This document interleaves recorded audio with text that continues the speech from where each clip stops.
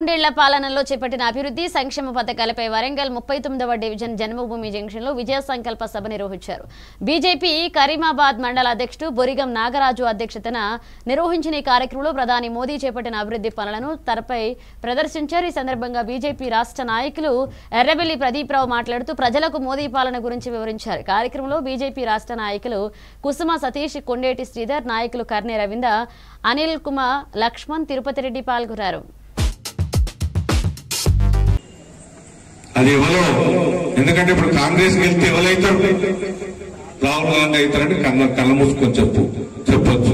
కానీ భారతీయ జనతా పార్టీలో ఎప్పుడు ఎవరికి నాయకత్వం వస్తుంది, ఎవరికి స్కిల్స్ ఉన్నాయి, దాన్ని బట్టే పార్టీలో మనకు స్థానాలు ఉంటాయి తప్ప కుటుంబ వ్యవస్థ మీద నమ్మి రాజకీయాలలో భారతీయ జనతా పార్టీలో ఉండే. కానీ కాంగ్రెస్ ప్రభుత్వం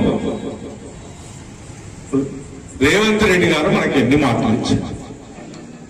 తులం బంగారం ఇస్తానన్నాడు, పెళ్లికి 2500 పెన్షన్ ఇస్తానన్నాడు, చదువుకున్న వాళ్ళకు ఉద్యోగాలు ఇస్తానన్నాడు. ఎక్కడన్నా వచ్చినాయా? ఇప్పుడు ఎలక్షన్లు ఉన్నాయని కొంత మళ్ళా ఈ రైతు బంధు ఇట్లా ఇస్తాను. ఈ 3 నెలల బతికించేది కూడా ఎలక్షన్ల కొరకు. సర్పంచ్ ఎలక్షన్లు ఇప్పుడు ఎన్ని ఉన్నాయి?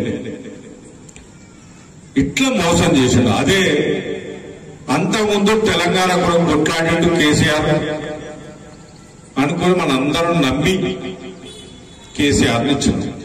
అట్లా కేసీఆర్ మన తెలంగాణ రాష్ట్రాన్ని కొత్తగా ఇస్తే దాన్ని ఎన్ని దిక్కుల అప్పులు తేవాలో మన పిల్లలకు అన్ని తీర్ల అప్పులు తెచ్చి ఇచ్చినట్టు ఇచ్చి పార్వతీపురం